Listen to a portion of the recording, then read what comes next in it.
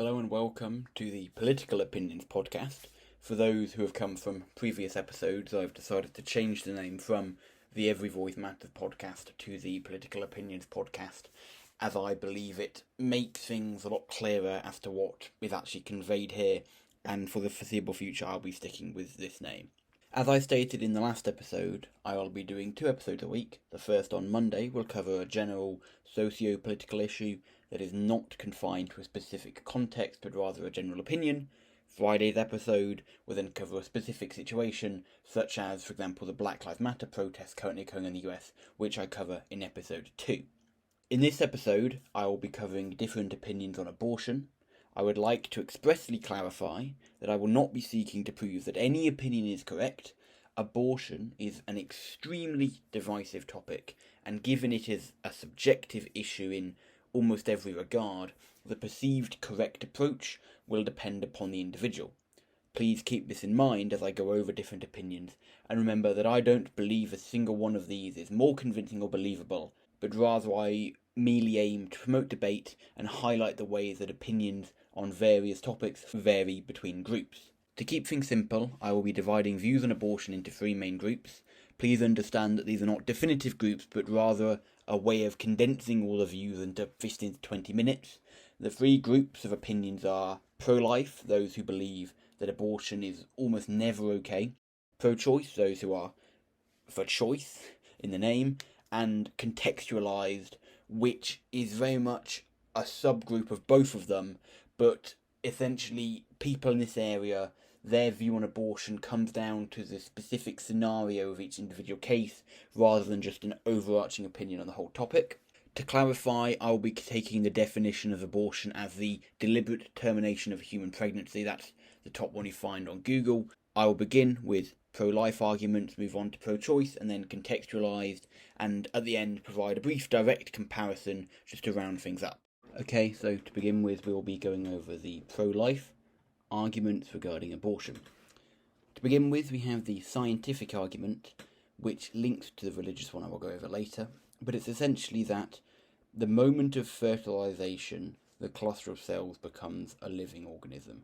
Just as bacteria, which is a single-cell organism, is classed as living, so is the moment just after conception, whereby a baby is at that point just a living set of cells, and therefore abortion, even if it were to occur at the very moment that pregnancy began, could be classified as ending a human life.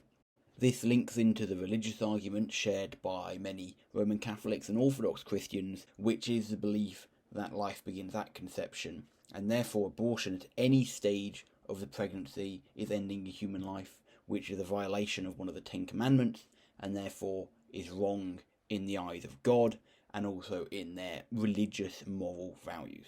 Catholics also believe in the sanctity of marriage, and as such, some may oppose sex without the intent of producing children, hence they oppose contraception. Abortion, therefore, provides another route of contraception, so it's wrong both on the moral value of killing a baby and also in the way that it helps to reduce the sanctity of marriage that a lot of Catholics possess. In regards to ethical arguments, these are similar to religious views, but differ in terms of they're based just on ethical and moral values, not on religious values.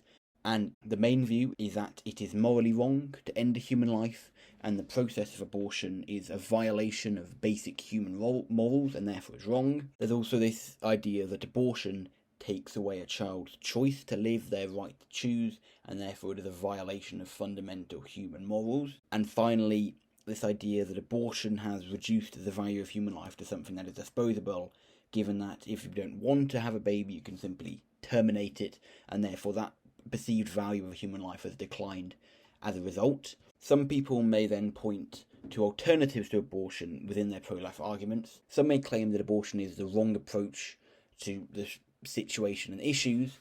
Some may point to alternatives such as adoption and foster care, whereby it's better than simply killing the child to allow it to be born and then be given to a different family to live. There are also views such as providing a mother with everything she needs to care for a baby, so making cheap and available healthcare and childcare, providing counselling for both children and adults who are in this situation, and that is a better approach than simply killing the baby. Some would go so far as to claim that abortion is in fact a sidetrack for other issues, So, for example, some people claim that with rape babies, the issue is not abortion, the issue is rape, and this idea of abortion is used to actually divert the focus on the actual issue. And one thing I found quite interesting, actually, was that some feminists actually oppose abortion on the basis that it violates a core principle that feminism possesses of non-violence, and therefore abortion is wrong in the eyes of some feminists on the basis that it is perceived as violent. Another idea shared by some rather extreme feminists is that abortion is a male plot to get away with sex without responsibility, which is essentially this idea that women can just get an abortion and that it doesn't matter what the man does, and therefore having abortion takes away some of the responsibility men possess in the fact that the repercussions of producing a baby wouldn't be present. And then an old-fashioned view, which is only held by a minority, but this podcast aims to include everyone, is essentially that women may have done something to actually approach the men, and that there is some responsibility with them, and that abortion is simply used as a way of diverting the blame. Again, I won't go into this much more because it's very controversial and not shared by many, but I think it was important to at least mention it. Then there's this idea of the father's choice, that what if the father wants to live with a child, especially this applies to, it links to the contextualised idea, but especially in the idea of planned pregnancies, where if a woman changes their mind, why is it her choice and not the father's choice? If the father wanted to have the baby and so did the woman, at least some argue the father should have a say in whether it lives or dies. And finally, there's this idea that if you have sex to begin with, you have the responsibility and risk that comes with potentially producing a baby. You take place in an act that is primarily designed to reproduce, and therefore, if you engage in any form of sexual activity that could produce a baby, you are open to the responsibilities. And it links this idea of contraception as a form of murder, which a lot of people have with abortion, and therefore they would oppose it on those grounds. Moving on now to the pro-choice arguments. Firstly, we have the scientific one, which is the scientific belief that human life begins after around 28 weeks of pregnancy, whereby a child has a nervous system and some form of consciousness, and therefore beforehand, if you're essentially terminating a cluster of cells, that is not, to some scientists, that is not enough to classify it as a full human life. Moving on to ethical and moral values, the first is essentially, in the name pro-choice, is that it's the woman's choice. She's the one who has to have the baby grow inside her. She's the one who has to have the burden of giving birth to her. And ultimately, there is at least some responsibility on her to care for that child. And at any point, if she does not want to face that, it is her right to get rid of the baby. This also extends to the view that a fetus does not have the same rights as an adult person, and therefore the fully grown and developed woman, her choice matters immensely more than a baby which can't even express its views. Another ethical argument is this idea that a total dependency on another being for life means that the ending of that totally dependent life is not a violation of the basic principles of nature. In a sense, some people have classed it as killing a pathogen, as in a virus is totally dependent on its host for life, and so is a baby, so therefore killing the baby isn't really ending a life in the same way as killing a fully functioning person may be. Another ethical argument is this idea of pain. Abortion, at least in the early stages, definitely doesn't involve pain on the basis that if it's not conscious, it can't feel pain. Therefore, this being would never even know it's alive, so killing it isn't really... The ethical implications of killing it, rather, are not really at the same standing as, say, killing an adult. Then another big standpoint is this counter to alternatives for adoption. A lot of these views come from areas such as the United States, where they have a problem with foster homes, where every year, essentially, the number of children being put up for adoption and living in the foster system are rising, and the number of people willing to take in these children is actually falling a lot of times. So therefore, the child may not have a good quality of life, particularly in countries which don't even have a proper functioning system, whereby the baby may be born and then just dumped on the side of the road to die. Is it even fair to let it happen? At least at that point the baby will feel pain, but if you kill it while it's still in the wound, then there's a high probability that it won't feel pain. This idea of a child not having a proper life may extend to, for example, with rape babies. A mother may despise it, it may just serve as a living memory of what she had to go through, and therefore it's not fair to put the child through that just because you happen to believe that their life is worth something.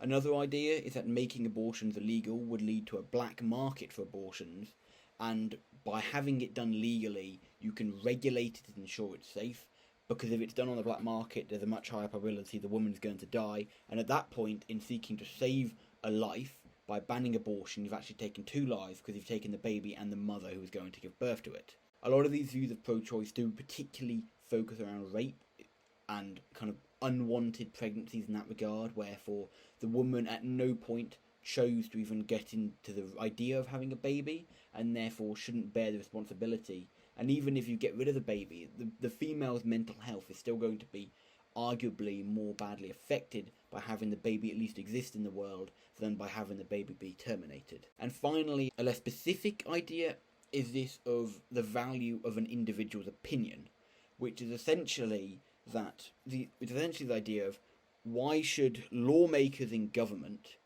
have the ability to essentially say that their opinions are worth more than the opinions of people planning to get abortions. For example, this was a big criticism of the when I believe it was Mississippi or Alabama, I can't entirely remember, made abortions a lot harder to get a few years ago. Their legislative body was almost entirely composed of men. So why should all these men, because they oppose abortion, have the right to say to women, no, I don't care about your choice, you can't have one? This really extends into the idea of every voice mattering the same. See what I did there? And therefore, it's just down to the woman's opinion, where you may have a view on abortion, you're open to have it, but your view shouldn't inflict on the real world in terms of actually affecting the choice of other people. And then finally, if we get into a few contextualized ideas, these are again very much linked to either side. Most contextualized opinions will tend to lean more towards either pro-life or pro-choice, but they're a bit more dependent. So on the issue of, for example, rape, some believe if the baby was made by rape, then it wasn't the woman's choice, and this idea that abortion in general may be wrong, but if it was done through rape, whereby the woman didn't even open herself up to the possibility of having a baby, then she should have the opportunity to get rid of it. The idea of contraception, this is kind of the inverse idea of rape. This is the idea that, for example, if a couple had unprotected sex but didn't want a baby, and something went wrong and they did have the baby, then it's tough luck for them, and they should have used contraception. And an even further idea of this is that, similar to this Catholic viewpoint, that if you even undergo the practice of having sex, you're opening yourself up to that risk, and therefore you should have to bear the consequences of your actions. This is a bit different to rape, because in rape the woman didn't intend to even have sex, but if it was voluntary sex and it went wrong, then some may argue that at that point you can't really have an abortion. The big contextualized issue especially is that of time. A lot of people are in favour of abortions early on, and you tend to find that the further along in the pregnancy you get, the more developed the baby becomes, the more people are actually opposed to having an abortion. So a lot of people would say it depends upon the time limit. However, that is open to practical limitations, because to go through the process of getting an abortion does take quite a lot of time. At least in the UK, you need the individual approval of 2 doctors, I believe, and a few more administrative areas to go through, so therefore it can take a bit of time. And then another idea, especially which arches into the pro-life area, is this idea of the woman's life. Therefore, if the birth risks killing the mother, a lot of people would be more inclined to allow the abortion to take place on the basis that you're going to kill 2 lives. If the mother dies, there's a high risk the baby will die. And if you're going to save one of the 2 lives, I think most people would lean towards saving the fully developed life rather than the baby who may not even live to begin with. Some would argue that abortion is okay with genetic deficiencies, and this can vary from certain people believing that any genetic deficiency isn't worthy of life, although that's an extreme view to say the least. But on the other side, it's kind of this idea of a mercy death, whereby if the baby's life is going to be horrible, if they won't be able to function on any kind of normal degree, then it may be better to end their life early than making them live in pain and presumably die prematurely regardless. And then a final one is this idea of the democratic viewpoint, which is actually quite interesting in that certain people believe that a country's approach to abortion should depend upon the majority of views in that country. So, for example, the Republic of Ireland, most people there are Roman Catholic, and therefore, by being Roman Catholic, they may potentially lean more to being opposed to abortion, and if that is the case, then a country should ban it. Although the direct counter to that is this idea of tyranny of the majority, and it really contradicts this whole pro-life argument that it's the individual's choice and no one else's. So those are the main differing views. I'll now just do a quick comparison of them all. The idea of religion, a pro-life argument would essentially be that it's morally wrong to kill a baby, while pro-choice may say compassion is showed with a safe abortion, and that it may be better to end the baby's life than make it suffer in the world, and contextualise would probably depend upon how the baby came about. Scientific particularly depends upon what point the baby is, essentially. So those who are pro-life may use a scientific argument that a cluster of cells and conception is life, whether someone who's pro-choice may argue that it's not till, say, 28 weeks, or at least a further degree of time, and that links to this contextualised idea of it depends upon how far the pregnancy is, and where your kind of personal viewpoint scientifically of what you can classify openly as a human life. The idea of choice, pro-life people would argue that abortion violates the baby's right to choice, the baby's choice in whether it lives or dies, whether pro-choice would argue that it's solely down to the mother. Regarding the value of human life, those who are pro-life would say that a baby has a right to life and that abortion makes that life disposable. Meanwhile, pro-choice would say that the mother has a much greater right to choose than the baby. A mercy death without pain may be more favourable in terms of ethical considerations. In regards to disability, pro-life may argue that you can help them in other ways. People who are disabled often do go on to live happy and, in many cases, long lives, while pro-choice would say that it may save them from pain, and contextualised would say, I suppose it depends upon the extremity of that disability.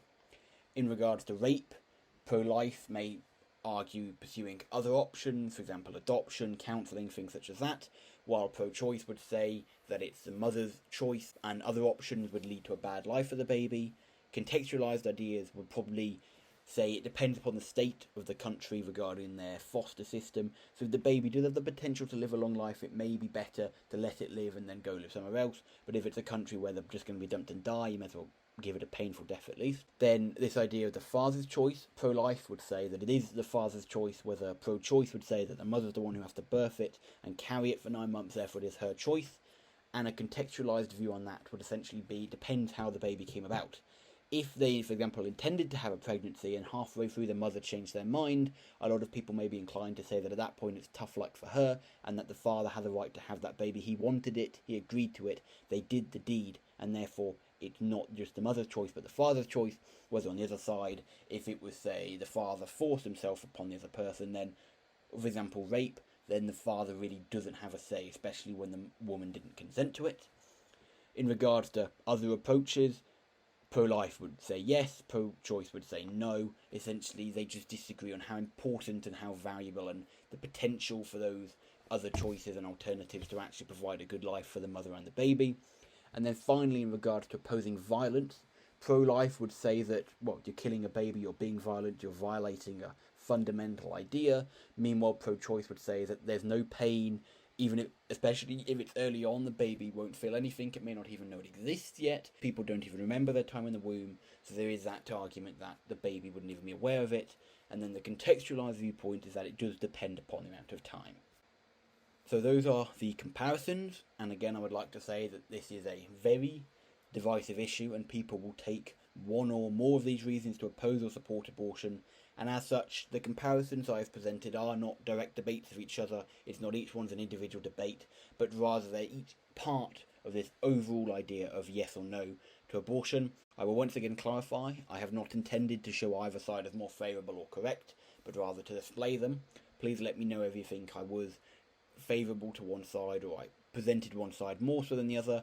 Anything I got wrong or missed or could do better, again, please let me know on Twitter or in the comments. And I hope to see you back on Friday, where we will be going over different opinions on lockdowns regarding the coronavirus. Thank you for watching, and I hope to see you soon.